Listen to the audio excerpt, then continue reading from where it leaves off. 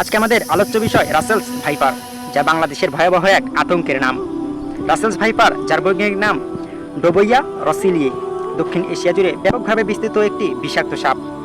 এটির বিষ এবং আক্রমণের পদ্ধতি থেকে শুরু করে এর প্রাকৃতিক বাসস্থান এবং প্রজনন আচরণ সবই খুব চমকপ্রদ ও রহস্যময়। এখানে রাসেলস ভাইপারের কিছু গুরুত্বপূর্ণ তথ্য আমরা তুলে ধরব। রাসেলস ভাইপারের বিষ অত্যন্ত প্রভাবশালী এবং দ্রুতগতিতে কাজ করে। এটি হিমোটক্সিন এবং নেফ্রোটক্সিনের মিশ্রণ, যা রক্তকে জমাট বাঁধাতে বাধা দেয় এবং কিডনি বিকল করতে পারে। রাসেল ভাইপারের কামড়ের মৃত্যুর হার প্রায় 2 থেকে 30% মধ্যে হতে পারে, তবে কামড়ের পরিণতি সাধারণত খুবই গুরুতর হয় এবং দ্রুত চিকিৎসা না পেলে আক্রমণের কারণে মানুষের খুব সহজে মৃত্যুও ঘটতে পারে। রাসেল ভাইপার সাধারণত ডিম পারে না, বরং জীবন্ত বাচ্চা দেয়। একটি স্ত্রী রাসেল ভাইপার একেবারে 20 থেকে 40টি বাচ্চা দিতে পারে। কোনো কোনো বিজ্ঞানীর মতে এটি 70টিও বাচ্চা দিতে সক্ষম। রাসেল ভাইপার মূলত গরম এবং শুষ্ক আবহাওয়ায় বেশি সক্রিয় থাকে। এরা সাধারণত ভারত, পাকিস্তান, শ্রীলঙ্কা এবং বাংলাদেশে বেশি দেখা যায়। সংক্ষেপে বলতে গেলে এশিয়া মহাদেশে এগুলো খুব বেশি পরিমাণে দেখা যায়। এই সাপটির চমৎকার অনুভূতি ক্ষমতা রয়েছে। রাসেল ভাইপার তার শরীরের পাশে অবস্থিত বিশেষ ত্বকের অভ্যন্তরীণ সংবেদনশীল কোষের মাধ্যমে খুব সহজেই সামান্য কম্পনও টের পেতে পারে। এরা সাধারণত রাতের বেলায় বেশি সক্রিয় থাকে এবং দিনের বেলা অধিকাংশ সময়ে শুয়ে থাকে বা গাছের নিচে লুকিয়ে থাকে।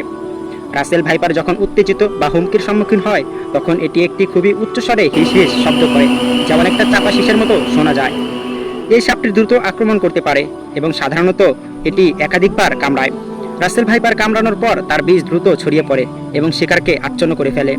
এবার যদি রাসেল ভাইপারের আকৃতি, রং এবং ক্ষিপ্রতা নিয়ে আলোচনা করি, তাহলে খুব সহজে আমরা বলতেই পারি প্রাপ্তবয়স্ক রাসেল ভাইপারের সাধারণত 120 থেকে 160 সেন্টিমিটার লম্বা হতে পারে, যাকে ফুটে কনভার্ট করলে 4 থেকে 5 ফুট। তবে কিছু ক্ষেত্রে এগুলো 170 সেন্টিমিটার অর্থাৎ 5.5 ফুট পর্যন্ত লম্বা হতে পারে। এদের শরীর সাধারণত মোটা এবং চওড়া হয়, মাথা ত্রিভুজাকার এবং স্পষ্টভাবে গলা থেকে পৃথক।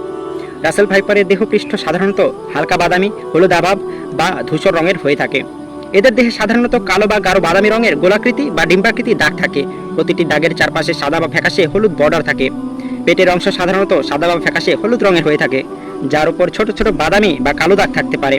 এবার যদি বিষের গঠন নিয়ে আলোচনা করি, তাহলে বলতেই পারি রাসেল ভাইপারের বিষ একটি জটিল মিশ্রণ, যা হিমোটক্সিন, সাইটোটক্সিন এবং নেফ্রোটক্সিন ধারণ করে। রক্ত জমাট বাঁধতে বাধা দেয়, কোষকে ধ্বংস করে, যা টিস্যুর ক্ষতি করতে সক্ষম, কিডনির কার্যক্ষমতা নষ্ট করে দিতে পারে, যার ফলে একজন মানুষ খুব সহজেই কাতর হয়ে যেতে পারে এবং খুব সহজেই তার মৃত্যু ঘটতে পারে।